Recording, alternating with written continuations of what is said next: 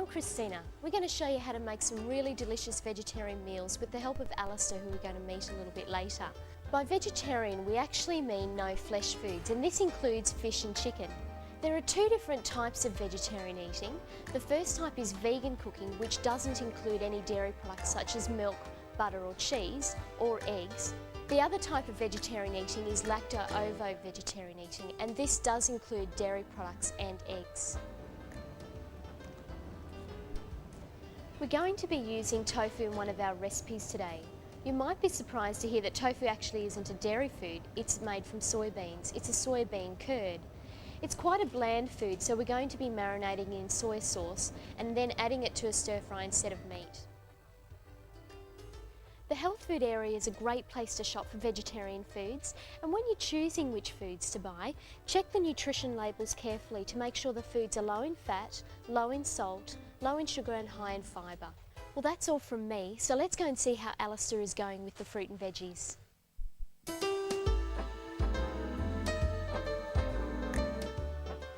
Thanks, Christina. Well, welcome to my health food shop. You might say health food shop? This is my fruit and vegetable shop.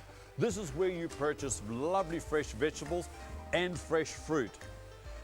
Many vitamins and minerals are found in your fresh fruit and vegetable, and that is important when we go cooking with them. Now, when you pick your fresh fruit and vegetables, you must make sure that they're nice and fresh. And I want to show you something. I have brought along with me a piece of celery. It looks nice and fresh, but I want to show you something. Look at this. See, it bends, it is limp, not fresh. We have with us here another piece of celery, nice green color, very fresh, and I'll show you. Look at this. Beautiful, not limp, brittle, just ready to eat. Oh, and I love celery. When you come into your health food shop and you want a hand to pick your fresh fruit and vegetables, get to know the staff. Nick, I'm going to be making a vegetable stir fry, and I want you to explain to me the three varieties of your capsicums which I want to use. Okay, well, you've got the green, the yellow and the red.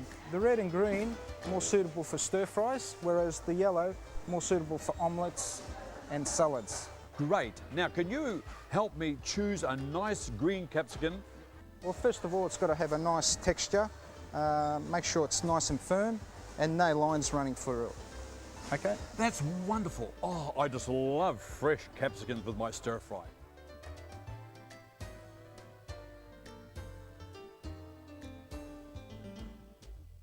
Well, Christine, we're back in the kitchen after our shopping spree. Did you enjoy the supermarkets? Yes, I did. And now we know where to find all the ingredients that we're going to be using in the dishes that we're going to be making today. Yes, and look, I just really enjoy going into the greengrocers. It's just wonderful to see these beautiful fresh vegetables and fruit, lovely colours and things like that. We're going to be using them in lots of different ways today. We're going to be starting off with a coleslaw, a pasta dish, some rice dishes. We're going to be using couscous, making a stir fry, lots of different ideas. Yes, and we're going to start off, after seeing all these lovely things out there, we're going to use them right now in a recipe we called country cottage rolls, and they are very, very tasty. Look, Christina, would you just show us how to make these for us? Okay, they're really easy. We do need a food processor for this recipe. Our first ingredient is some eggs. We just need to add the 3 eggs into the food processor. And we've got some walnuts. We don't need to chop the walnuts at all up because we're going to be processing them, so we'll just add them. This is really easy though. No chopping, no cutting, just chuck them in. And some onion, some finely chopped onion. Then our next ingredient is cottage cheese, and a lot of people probably haven't tried cottage cheese baked into a sausage roll type product, which is actually what we're doing. But we're going to use cottage cheese instead of meat. And it makes a really, really nice dish. And you know, cottage cheese is extremely tasty. When it's cooked in the dish we're doing today, you will, it really is nice, but well, I'm getting ahead of myself. I just can't wait till we get them cooked and so we can start eating. Sorry, Christina. Let's have a bit of soy sauce for a bit of colour and flavour. Okay, let's just process them up for just a minute.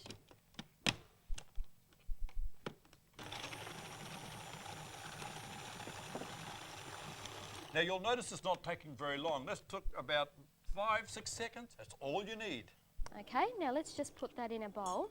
We're going to add some other ingredients because you probably would have thought, now that looks a bit too moist for a sausage roll type product, which is like what we're making now. Right.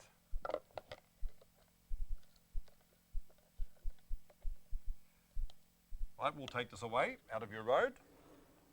Okay, now we're going to add some quick cooking rolled oats.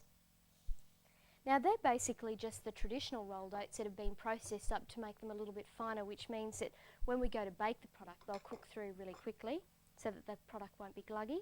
I'm going to add some breadcrumbs. They're commercial breadcrumbs because they're nice and fine in texture. Then we just need to stir them up. And so adding those dry ingredients at the end with that moist mixture that we processed up will make a really nice texture for our filling. And you'll notice as well, all this is very, very simple.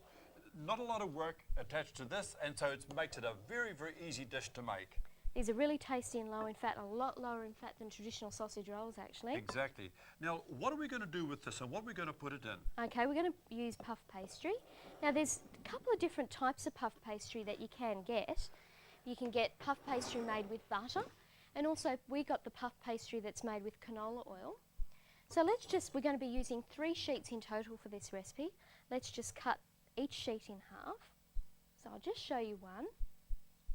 We're going to be brushing the sheet on the edges with a little bit of So Good. Now, what is So Good? It's actually a soy drink Really? made from soybeans. So you can use it in exactly the same way as you'd use dairy milk.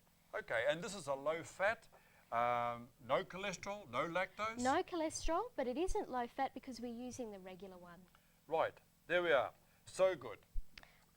Now, this is a part I really love, Christina. I can get my hands into the mixture and we can make the sausage rolls. Now, it's very simple to do that.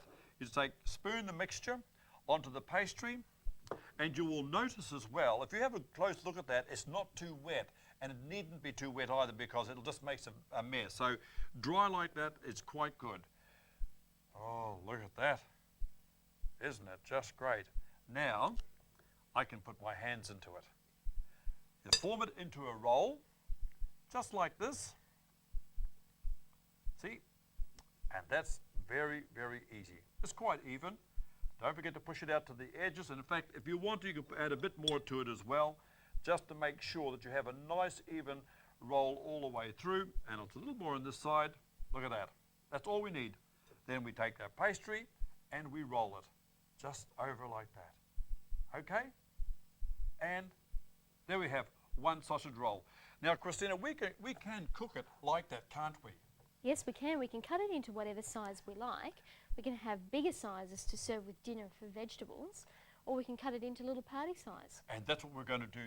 We're going to cut this into small sizes. So we're just going to cut this into 6 small pieces. There we go. And I think we have 6. Look at that. And we take our fork and we put a little, see? And why do we put holes on top of puff pastry, Christina? It's actually to let the steam go. Exactly. So that when it so gets it doesn't hot, blow them up. Yep. We put them on a tray, just like this. Boy, they're looking good already. I'm ready to start eating. There we are. And we'll just put them aside because we've got some ones already made in the oven. See the magic of television. Already we have it for you. And they're nice and golden brown.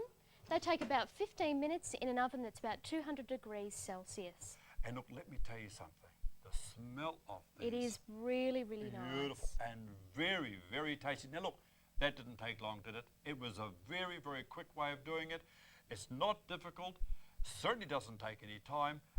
And you know what we're going to do now? We're going to start eating these.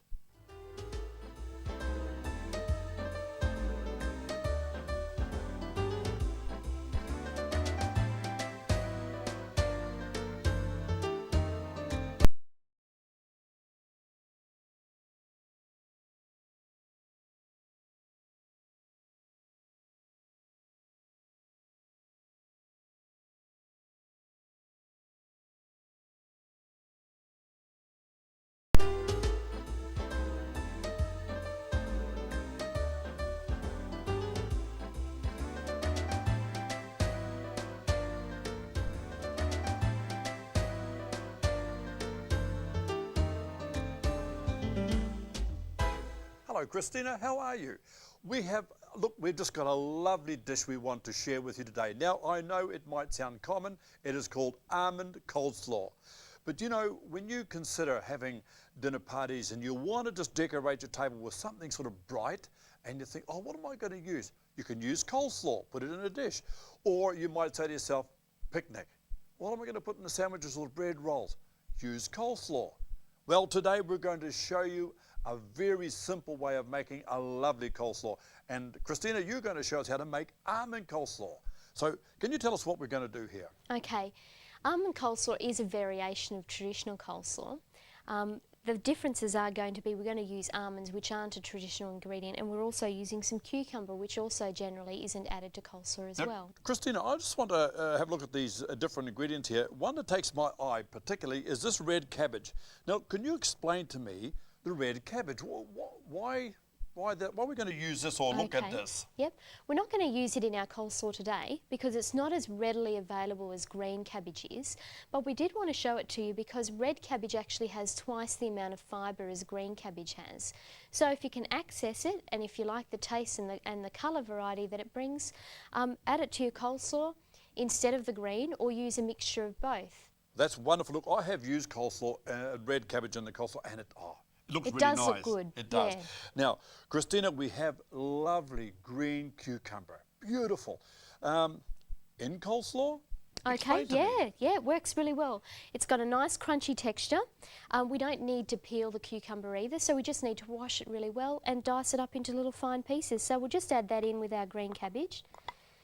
Now, in this coleslaw, we've got a lovely mixture of different nutrients, particularly the vitamins, and particularly vitamin C, which is found in all of these foods. Right, and now, Christina, we're going to put in my favourite as far as the vegetables and salads concerned, celery. Do you look at that? Isn't it just lovely? It does add some nice texture and a nice tangy flavour as well. And you'll notice it's also thinly sliced as well, which is very important. You don't have your celery just too thick. And now, this is my favourite, of course. I use these a lot in a lot of my cooking areas, and that is shallots. Can you see that? Yeah. We can use regular white onions or brown onions as well, if you don't have any access to shallots. Sometimes they're called spring onions as well, so when you're looking in the greengrocer next time, you may see them as being called spring onions. They're fairly long, thin onions with white on the bottom and green on the top. You can use both the white and the green parts of the shallot. Okay, now Christina, do we normally mix this up now, or do we wait until we get our mayonnaise and mix all that together? What do you suggest? Let's mix it up now so that the ingredients are easy to combine, and we'll add the mayonnaise dressing that we're going to make up especially for this coleslaw. Right. Just a moment. What I like about this particular coleslaw is the dressing. It's just not a normal mayonnaise dressing. Now, Christina's going to show us what she does with this, and I can tell you it does make a huge difference. So if you watch very closely, we'll show you what we're going to do. Here's your mayonnaise. There's no need to buy expensive salad dressings when it's so easy to make your own that's low fat and great tasting as well. So we've got some low fat mayonnaise here, and we're just going to add a little bit of tomato juice. Tomato juice is a great way to add a little bit of that tart flavour, which and actually... also a bit of colour as well. Yeah, that's right. And some fresh lemon juice. If you don't have any fresh lemon juice, you can use the lemon juice that comes in the little bottles. Okay. Have you seen them? Yes, I have. Yeah. Okay, so we'll just stir that in together. And when it's well combined, it's a nice pink colour. And you'll notice just how simple this is to make. Like it doesn't take much to get a bit of tomato juice, just a little bit of lemon juice, very quick, and it just makes, look, a lot of difference. I know it's hard to sort of visualize that when you're looking at on television, but I can assure you it is really, really tasty, and I like it like that, and it's low fat, which is good for us. Okay, so we'll just combine that in. We're not using a large amount of mayonnaise because we just want to moisten the ingredients together. Often with a coleslaw can be spoilt by adding too much dressing. Exactly. Christina, this is something that's really interesting me because, you know, when we have coleslaw, you don't put nuts in coleslaw, but today we're going to be putting sliced toasted almonds, or you can call them slivered if you like, lightly roasted in the oven, and oh, they are beautiful. But in They are coleslaw, nice, why yeah. almonds, Christina? Okay, almonds are actually the nut that contains the most vitamin C and calcium of all nuts. They're a good type of fat, so while almonds, like any other nut, are high sources of fat, the type of fat is actually poly and monounsaturated, so that means it doesn't increase your cholesterol levels, which is always a bonus. Okay, so we'll just sprinkle them on top. Now you can buy slivered almonds just as they are, so you don't need to chop up any almonds, you buy them like that, and we just toasted them lightly in the oven. Nuts do burn very quickly, so just watch them. We nearly burnt these ones, didn't we? We did, but we won't tell anybody. Now we're going to put this in a serving dish, as I said, for your table. It's very easy, just tip it in a nice serving dish. You don't have to put anything else with it. You don't have to worry about any other colour. It is just lovely the way it is, and you can see now, just by looking at that, just how, look at that.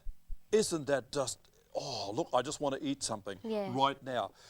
Christina, when we make this dish like this, you can put it on your table and you can serve it over your baked potatoes, you can use it as a side dish, and what else would you use it for? I'd use it as a sandwich filling or in salad rolls. Beautiful. And it's a great picnic food. If you put it in a Tupperware container, it'll last well for a couple of hours. Now look at that.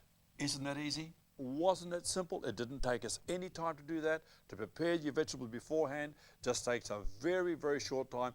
And of course, you can get all these vegetables from your greengrocer very easily. Okay. Lovely dish. The real benefit of having dishes such as coleslaw and other salad type dishes in your diet, whether you're a vegetarian or not, is that all these foods that we've used here are uncooked and raw, and that means all the vitamin and minerals are still in the food, so we're getting lots and lots of nutrients in these dishes. Thank you very much. Nice to see you again.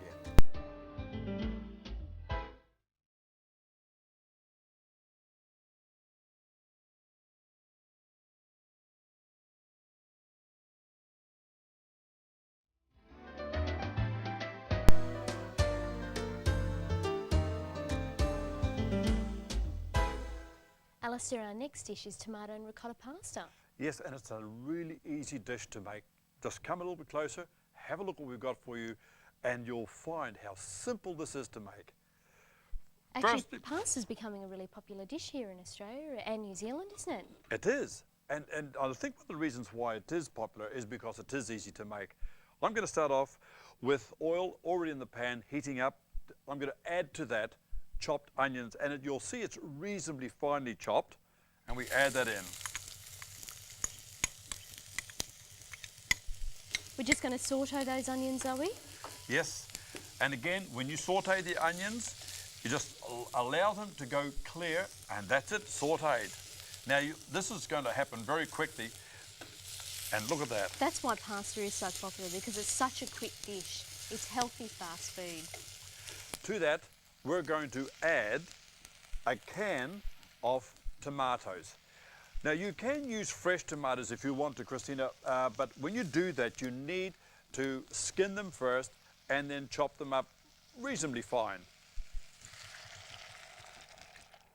Can you hear that sizzling? I just love that sound. Pasta wouldn't be pasta without tomatoes, isn't it? It's just one of those combinations, pasta and tomato. Yes, it is. Now, some tomatoes have got fairly high acid, and so just to break that acid down just a little bit, we're going to add 1 teaspoonful of sugar. That's all. Look, not much. Just add it in, and that's all that is needed just to break the acidity down and just take that sort of tartness away. And that's it. Look at that. You'll notice on the labels of your tomato sauce and lots of tomato products like tomato puree, etc., there's often just a touch of sugar in there just to take away some of that tartness. So it is important, and it does make a difference, just that small amount. Right, now after the tomatoes, we're going to add some herbs. And we've chosen today fresh basil. And see how we've just gone and cut it up nicely like that? Put it straight in, and along with it, oregano. Freshly cut as well. You can see that. And it goes in.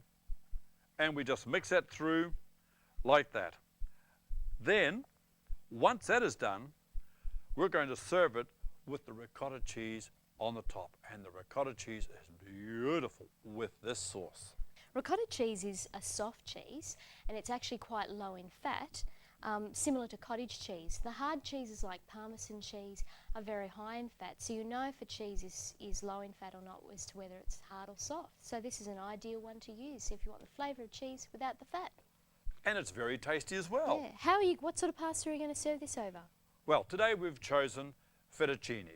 We're going to put it on a plate, pour it over the top, the ricotta cheese on top, and that is it. It is really lovely. Can you see the sauce? It is just delightful.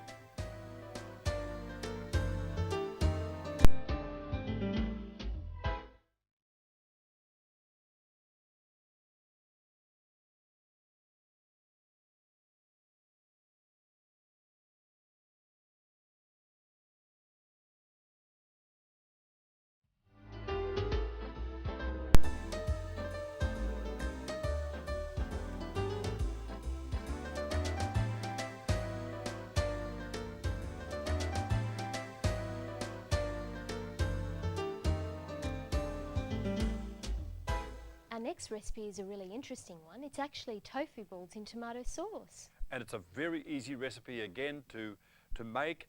And what I like about this recipe, I can get my hands into it, and this is what I like doing. Okay, let's get started. Right, we're going to use tofu, and I've mashed this tofu already.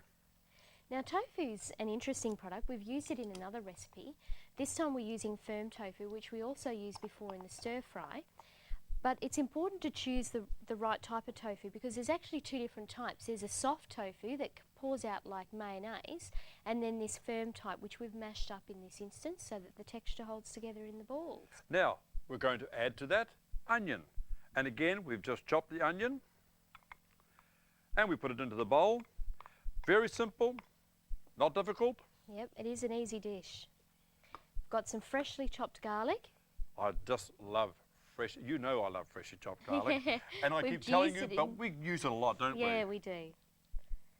And we've used some pecans here, Alistair. Why have we used pecans instead of another nut? Well, pecans are a nut that gets a nice flavour. I don't think they're as strong as a walnut, but they've got a flavour all of their own, but they're a nice one to use and easy to chop, and they don't go too crumbly either. Yeah. We've certainly showed lots of different ways of using nuts in cooking because they are a good source of protein and zinc, and that's important for vegetarians. Exactly. Now, we have a look at this breadcrumbs, wholemeal breadcrumbs. We've made these ourselves.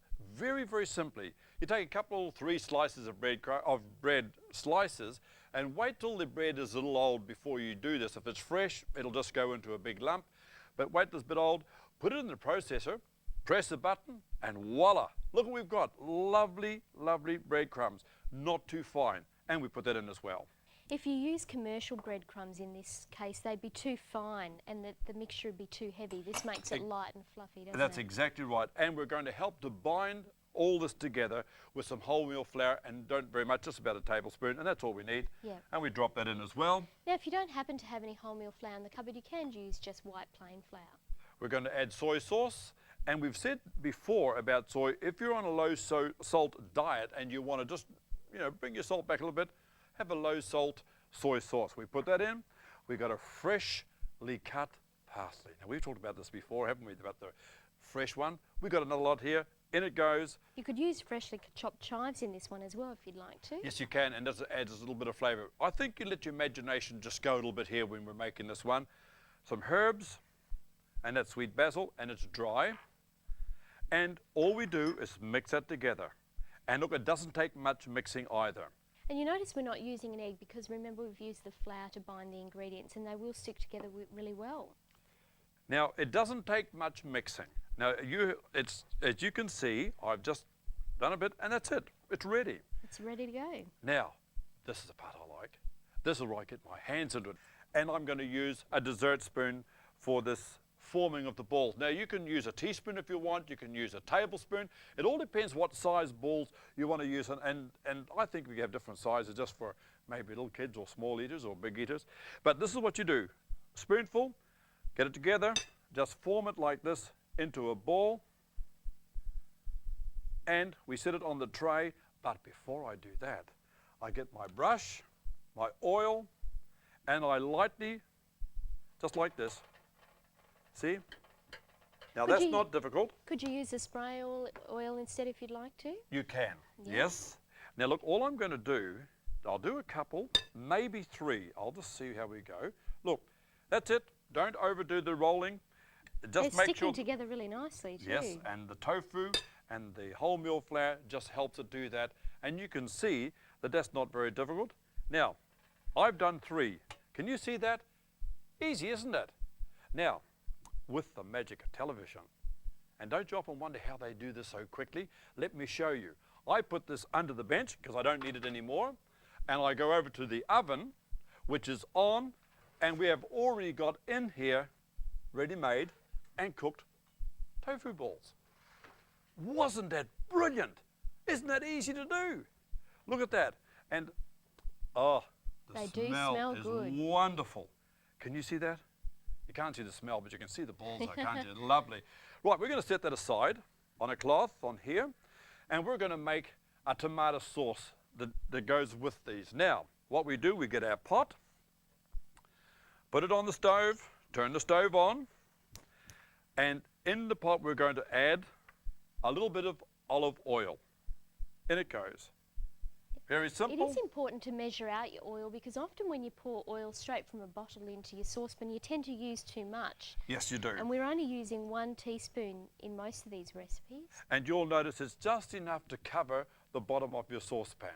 Now, in fact, I want to show you just how much we have got in the saucepan. If I can just hold it up, can you see that? There's not much in there at all. If I just roll it around, see, not much. Okay, that's all we need. And in that, we put our onions. We've Onions also again. got some more garlic. Yes, and it's very important we have our freshly crushed garlic, and I just love garlic, as you know that already. And we put it in, just like that. Some sweet basil that's dry. Sweet basil, in. Now this is a versatile sauce mixture that Alistair is making now. We could use this in lots of different pasta dishes, a lasagna type sauce. It's very versatile. We're going to put the actual tofu balls into the tomato sauce, aren't we? Yes, we are. Rather than having them as you might have rissoles. Now, you've heard us speaking about saute. Onions, when they go from their white as they are now to when they become clear, that's saute. I don't want to show you a sauteed onion. Now, it doesn't take very long. And you'll find when I show you this, it'll be all mixed with the herbs as well, which is our dried sweet basil. And you can hear you hear the sizzling? Just listen very carefully. Does sound good. Oh, wonderful. Now what are we using as the tomato this time? Looks like something to smooth mix. We're going to use a tomato puree. Now, before I put the tomato puree in here, I just want to make sure that these onions are sauteed. Now, you can just begin to see what they're like. Now, can I just show you that? Can you see how they're just starting to change colour? Can you see how they're starting to get clear? That's saute, and that's all we need to do. What sort of tomato are we adding to this dish? Well, for this dish, we're going to add tomato puree. Now, you can buy this quite readily from the supermarkets. You can also use tomato soup if you wish, but if you do use soup, we need to add some water to it. But with tomato puree, straight from the can, into the bowl, into the saucepan. Sometimes too, you go looking in the canned vegetable section for the tomato puree. It's actually near often where all the tomato paste and the pasta sauces are. So it's not generally found where all the other canned tomato products are. Right, and there we go. Looks good. Now, that sauce is already completed. It's cooked. Oh, don't forget some sugar. All we have done is just heated the tomato puree through, and of course, the sugar. I'm glad Christina was here to help me with this one. The sugar, again, we put in just a teaspoonful, no more than that, and all we're doing is just to take away the acidity of the tomato puree. And there we have it. Now how are we going to serve this dish? We're going to serve these on spaghetti. But what I'm going to do first, I'm going to take the tofu balls and we're going to drop them into the tomato sauce we have simmering on the stove. Just for now, I'm going to put 3 in here. I'm going to cover them with the sauce, but I just want to make it clear to you that we shouldn't stir. If you stir these too much, they will break. So you just want to cover them and that's all. Now I'll just show you what I mean. Can you see that? Now I'll pick one of them out. There goes one, all covered in the tomato sauce we've just made. Looks inviting, doesn't it? And from that, Christine, we then go and put that on our spaghetti and the dish is made. It's as simple as that, and it's very, very tasty. Sounds lovely.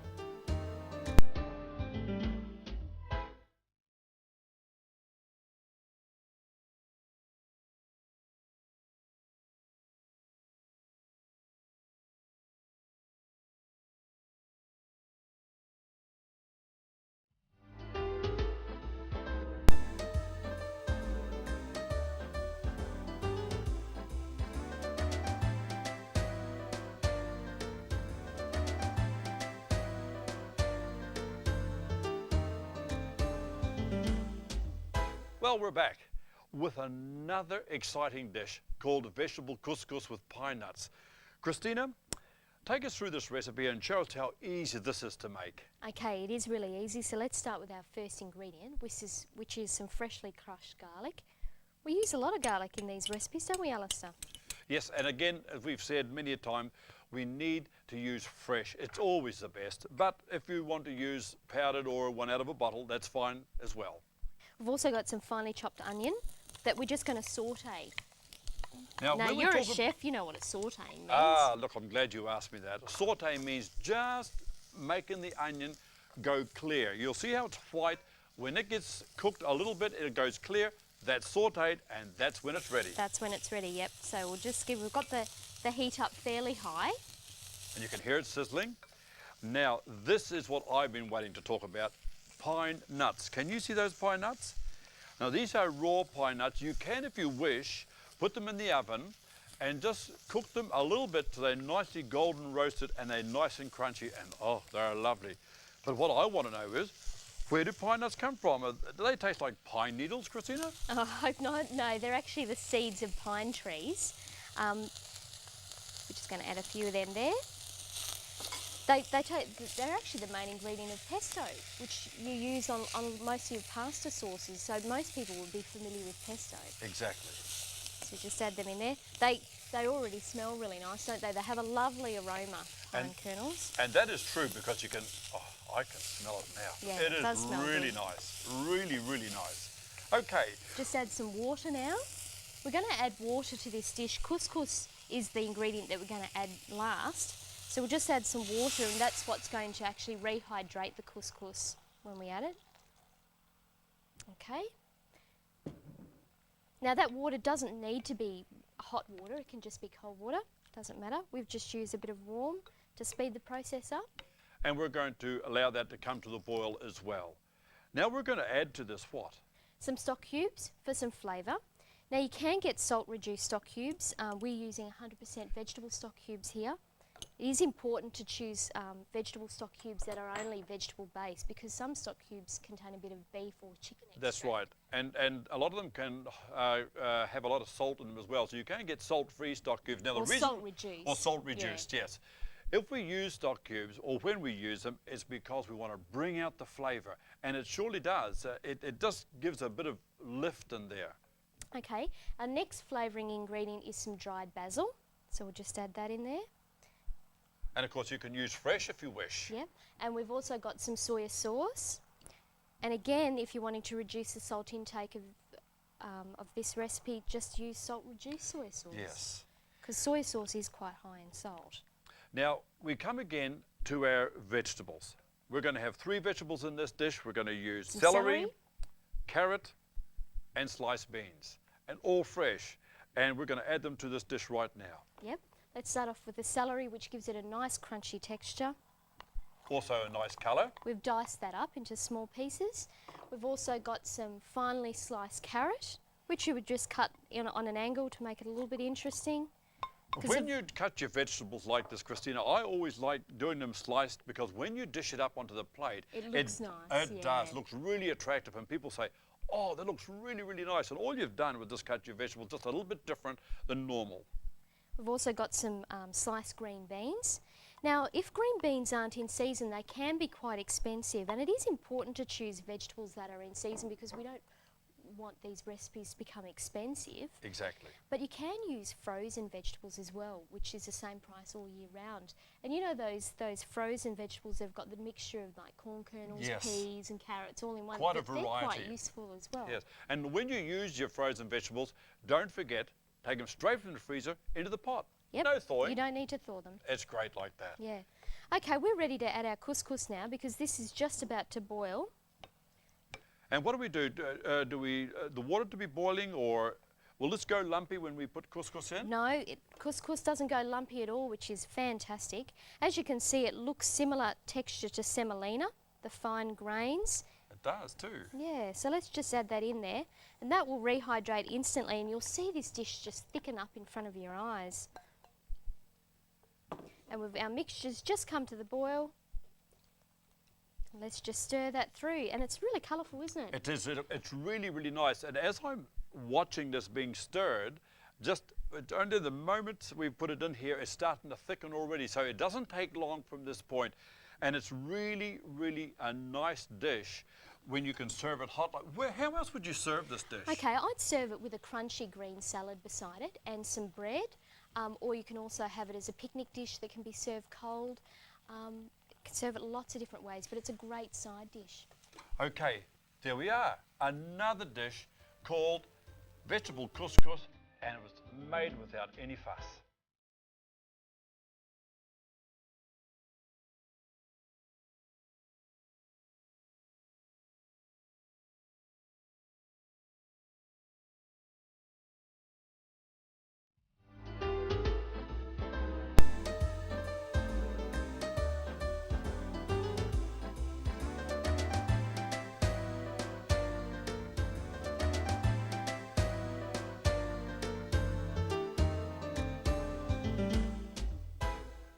Alistair, the dish we're going to be doing now is bean provençal. Oh, I love this dish, Christina. You know, bean provençal is one where you can use a lot of very fresh vegetables, lovely colours in them, and it's just a lovely dish to eat. We're going to make it for you now. Christina, how do we start it? Yeah, well, let's get started. It's really easy. First, we just turn our heat on. Then we're just going to add olive oil. We're using cold pressed olive oil because we know that that means that it hasn't been heated, so all the nutrients are still available. Then we've got some garlic. We're using freshly chopped garlic. Now you can use minced garlic, of course, that are found in the jars. Right. Now, you can use the dried garlic as well, but we like the fresh garlic because it just brings out the flavour even more, and I just love the taste of garlic in my cooking. We're also going to use some onion, which we've just sliced up. We didn't need to chop it finely, so that makes it really quick to cut up. Right. And of course, onions are freely available all the time. But this is what I like in our cooking, particularly the colour, and that's capsicum. And we're going to use red capsicum in this dish. And capsicum is a high in vitamin C. It's actually higher than oranges, believe it or not. There we are. You see, so you can use capsicum as well as oranges. But in this case, we're going to use capsicum in this dish, and it just adds to the colour. In the US, they actually call capsicums peppers. So in some recipes, you'll actually see it written as peppers, and you may be wondering what they are. It's not the peppers that are really strong in flavour. That's right, yes. Capsicum. And green capsicum. Look at the colour. Can you see how deep green they are? And it just really adds to the dish and just makes it look really attractive when you dish it up on the plate.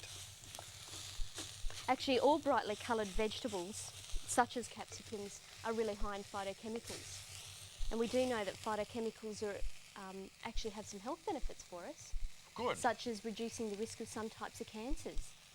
The next ingredient that we're going to be adding is some tomato paste, which is a really concentrated form of the tomato flavour that adds a real richness to the dish. So let's just add some of that. I like tomato paste because, as Christina said, it just does a lift with your cooking, and of course it's readily available. You can get it in any supermarket in the tin, and it's just easy to open up and just put it in. Our next ingredient is some dried basil.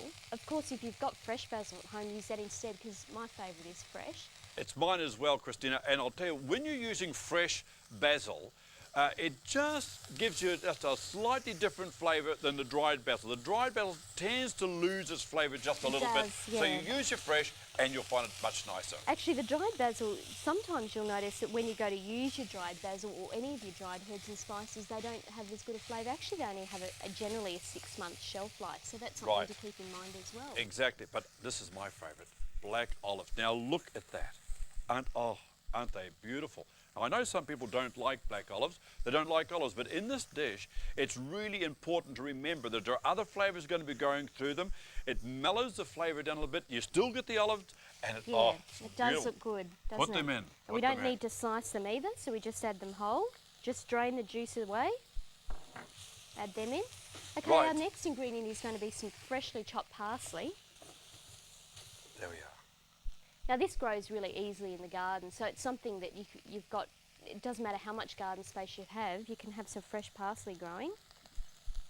And once your parsley takes in the garden, it can become like a weed as well. So, but it's easy to grow. But you can also buy it from your grocer, no problem at all. Very easy to get hold of. We're going to add water to it now. Because it is a country stew. Yes. That's from the country parts of France. So we'll just add the water. Now, we've added tomato paste. We're going to add now some Italian chopped tomatoes, the Roma tomatoes. And the reason why we're doing this is because they have got less acid in them, and so it doesn't bite the same, but you still get that wonderful tomato flavour coming through this dish, and it is really nice. But look, you need to try it out for yourself just to really taste what it's like, and you'll like it. They're actually the egg-shaped tomatoes, aren't they? If you're buying them in the supermarket. So you can't mistake them. They're quite different. They're elongated instead of being round like that. So yes, you'll tease it. They actually have a really much redder colour as well, don't they? And the last we're going to add to the dish now is our 3-bean mix. 3 beans, yep. We've actually got red kidney beans, butter beans and lima beans in here. Now, of course, you can use your own dried bean mix with a mixture of different beans. But the cans of 3-bean mix are really easy to use. Just take the top off and then. But if you want to use your own dried beans, as we said before, you just put them in water overnight. But if you've forgotten about that, don't worry. You can pour boiling water over them, and an hour later they're ready to use, just like we're using now. Now, is that it? That's done. That just needs to simmer for a few minutes, and that's ready to serve. And you can serve it over rice or over toast instead of spaghetti or baked beans. Yes, and you can serve it on couscous, yes, which I like. Which we're going to do today, actually. Good. Now, couscous is made from wheat. It comes from North Africa. You add water to it, mix it up, and once you've done that, this is what it looks like. Look at that. It's quite light and fluffy, isn't it? And some people call it a pasta, but it's actually also a grain type food as well. It is really, really tasty. Now, you can just imagine this on your plate, and you get this beautiful bean Provençal, and just have a look at it. That's colourful, isn't it? Isn't that beautiful? Look at the colours. Just look how, well, I'll tell you what, my taste buds are already starting to salivate now because the smell is, it's beautiful. And so that's it. That's it. We put it on couscous or rice.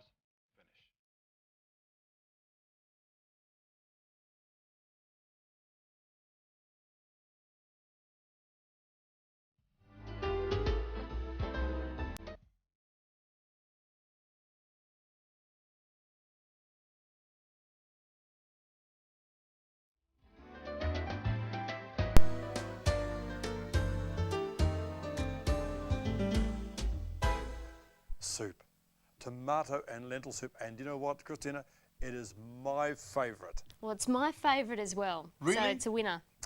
It is. This is a very, very easy dish to make, and I'm going to run through the ingredients just to let you know, not too many, but it's going to be very easy to do. Oil, onion, fresh garlic, celery, a large potato, tomatoes, a can of savoury lentils from Sanitarium, water, some shredded basil, Marmite, love Marmite, garnishes with parsley, and it's just going to be a lovely, lovely soup. Now, sounding really good. Shall I make it for you? Yes, please. Right. Do. Bring your chairs a little closer and have a look at this. This is just a great way of making soup. We put the gas on, a couple of teaspoonfuls of olive oil. And with the olive oil, I'm going to add with that the onion and the garlic. Okay, we're using olive oil today because it has a nice strong flavour. We're using a cold pressed olive oil, which means that the oil actually hasn't been heated, and so all the phytochemicals and the nutrients and the vitamins that are found in olive oil have been preserved and haven't been destroyed in any way. You may notice that some brands of olive oil say the word light on them and are lighter in colour than the one I'm showing you now. That doesn't mean, unfortunately, that it's less fat, which I hope that it would. It actually means that it's lighter in flavour. So we're just going to use the cold pressed olive oil. Right. Now, Christina, we're going to add to that celery, and I just love celery. And you'll notice it's not chopped too fine, but it's still not in too big a thick pieces as well. So in goes our celery. Does the texture of celery normally stay fairly crunchy in this soup recipe? It can do. It all depends if you simmer it and how long you simmer it for. So you can just adjust it to the way you want to have it, or you can saute it just a little bit longer if you want it a bit softer. Okay. And now we add our potatoes, and as I said before, they're not really real thick pieces, but they're not too finely chopped as well. You don't want them to sort of go into mushiness. Yep, and we don't really need to pre-cook those potatoes before we add them in, because we're going to stir fry it for a few moments and then we're going to simmer the soup later. That's right, and of course with potatoes you don't want them to go mushy either, so it just leaves a nice bite in your mouth when you're eating soup, and it's just lovely. But I'll tell you, it looks really nice. Just come and have a look at this, will you? Look at the colour. Isn't that just... See how the celery makes a nice green? Right, and now we add our tomato. Okay, now we've used a can of tomatoes here. Could I use fresh tomatoes out the garden if I've got a few extra? Most certainly you can. It does pay when you use fresh tomatoes is to skin them first. You don't have the skins floating around in your soup. Okay. So what, you just put the tomatoes into boiling water, the skin then peels away by itself, and then chop them up and add them like that? Yes. Sounds good. And you chop the tomatoes finely as well. Yep. Now tomato is really good to add to a dish. Not only is tomato soup a favourite soup that everybody loves, but the tomato with the rich red colour is a good source of lycopene, which is a particular type of phytochemical. And we do know that lycopene is beneficial for men especially. You'd be interested in this. Absolutely. It's actually been shown to reduce the risk of prostate cancer. And that's very, very important that we eat the right ingredients so we can be looked after ourselves. And men, soup is easy to make as well. You can make this yourself, actually. Now we're going to add to this our savoury brown lentils, and we put them in like this. Now we're using a can today, but I've actually never made lentils from scratch before using dried lentils. How would I do that? Right, it's very, very simple. If you're going to make lentil soup and you know you're going to do that, you soak them overnight. And you just cover them with water and leave them soaking. But if you've forgotten and you want to make them today, well, you just cover them with boiling water and leave them for a little while, and they get ready, and there you are. Looks just good. the same. Yep. Now one of my favourite herbs, actually. Oh, yes. Basil. I love it. And so do I. But do you know what, Christina? Fresh basil is much better than the dried basil, and if you're going to use basil, you can buy it very easily from the greengrocer. They have it there in bunches, so it's very easy to use, and it's a nicer flavour when you shred it. And of course, I love shredding basil. Okay, our next ingredient is actually parsley, and we've used continental parsley today. Now there's two main types of parsley. We've got our continental here and our traditional parsley. This is probably the one that most people are familiar with because it's the one you remember when you went to your grandma's place when you were growing up and it grew outside of her kitchen window. This is great for garnishing, but this is actually better for shredding and slicing, so we're going to be using that today. And the flavour is just a little bit different as well, but it's still very, very nice. Now the last ingredient I'm putting in this soup today is Marmite, Sanitarium Marmite. Now why are you adding Marmite? You know, that you put that on your toast, you don't put that in soup. A good question. I'm glad you asked me that, Christina. I'm glad you asked me that. Marmite acts like a stock. It's got a very, very, very nice flavour, and it just gives the soup a lift. And it's full of vitamin B12 and all the good things with it as well. And Marmite actually has folate, B12 and iron in it as well as being like the other yeast spreads, and that is a good source of the B vitamins as well. So between all of those ingredients that we've got here, we've got a really nutritious mix. Now, the last thing we do, we have had this, the gas on hot, and we've been stirring all the time so we don't let it burn in the pot. The last thing we do, we add 3 cups of water, which I'm going to do right now, and we have soup. Now it looks like a soup. It looked like a bit of a stew before. I thought you might have got the recipe a little bit wrong there. Now the smell is, oh, it is delicious. Now this is really soup. This is a lovely smelling soup. And just have a look at this, will you? Look, doesn't look nice? You can see the vegetables through there. The colour is still with them. The celery, the potato is still in there. And the light colour of the tomato, it is just a lovely soup. And Christina, there we have it. Yep. A savoury lentil tomato soup, and it is just delicious. And you know what I'd do? I'd get it some damper rolls, heat it up so it's nice and soft and fluffy on the inside, serve it with a big mug of hot soup, and that's a perfect meal any time of year, whether it's winter or summer. A brilliant idea. Thanks, Alistair. Thank you.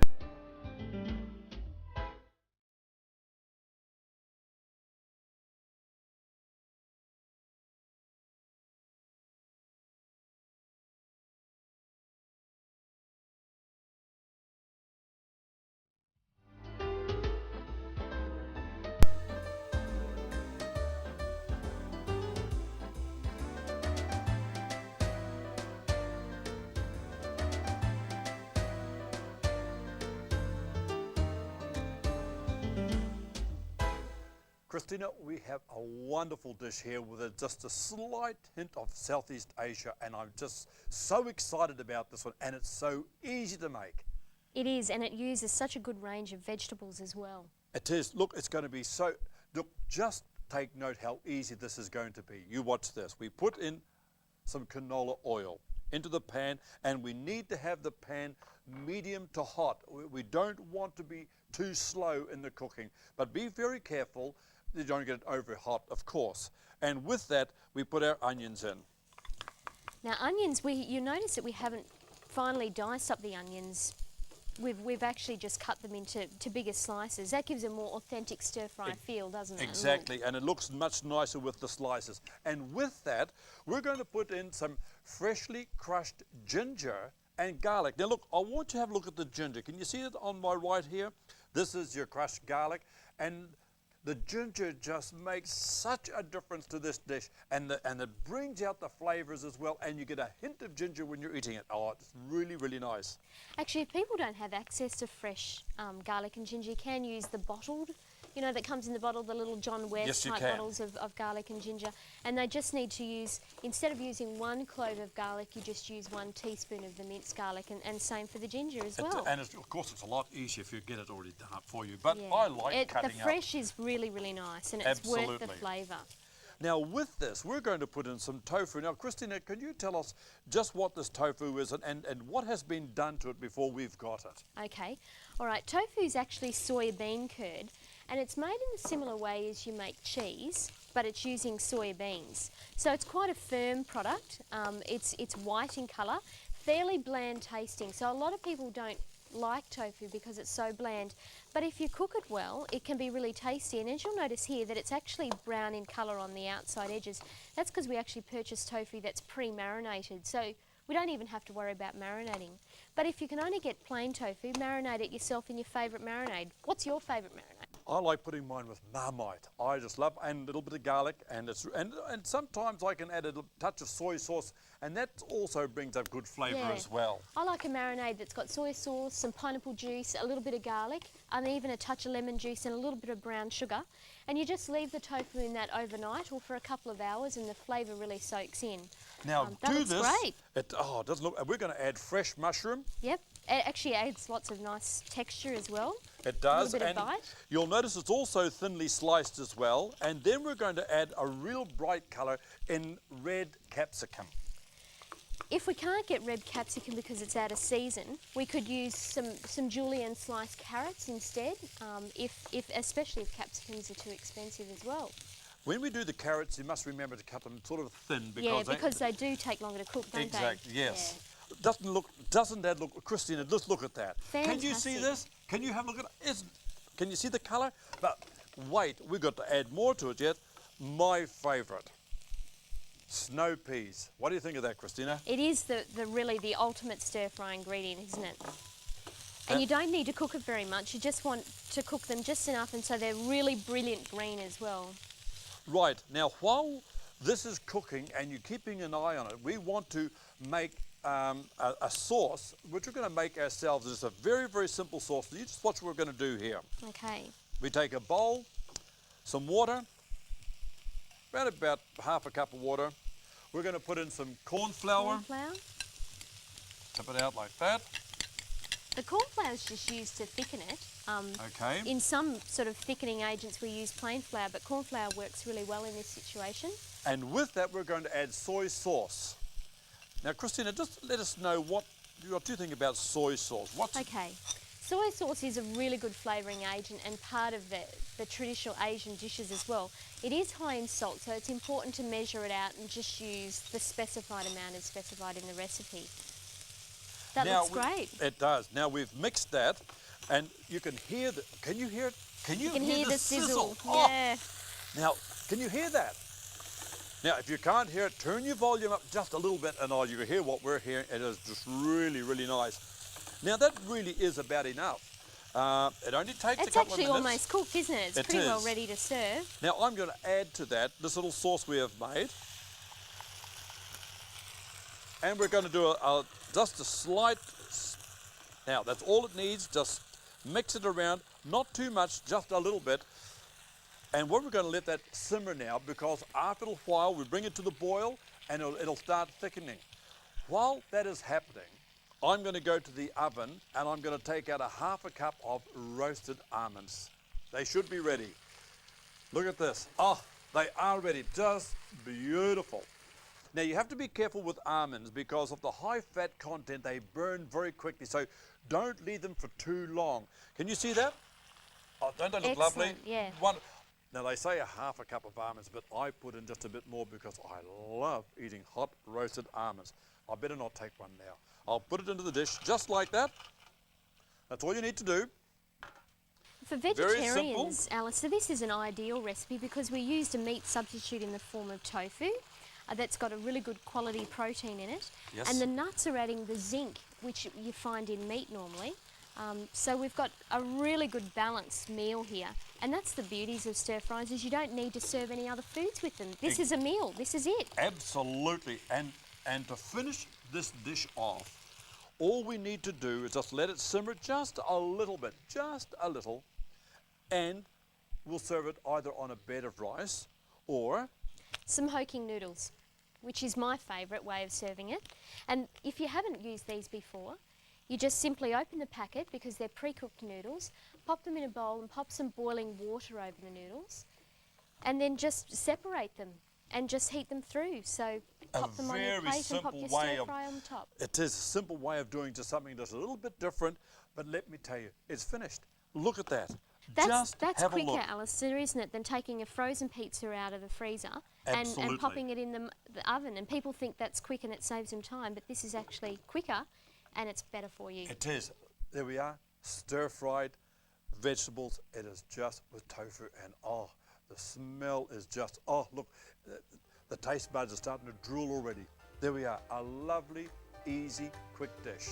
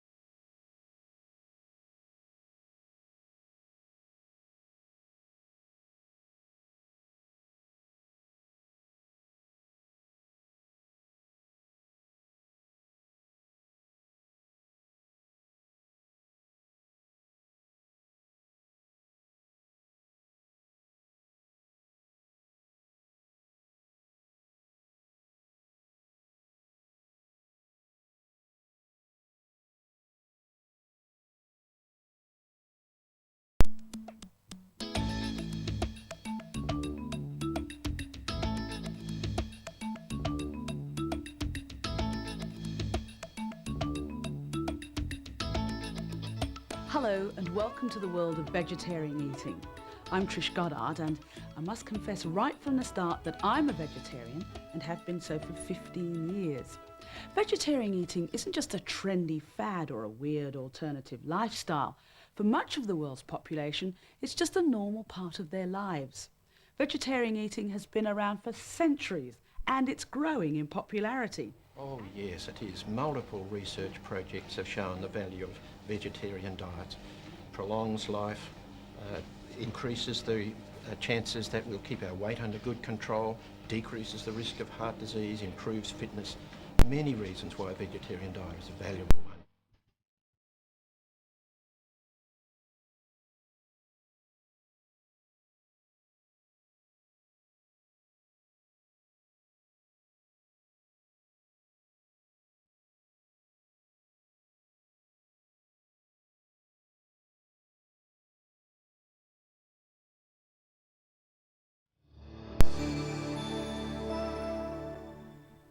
These days we seem to be bombarded with health messages.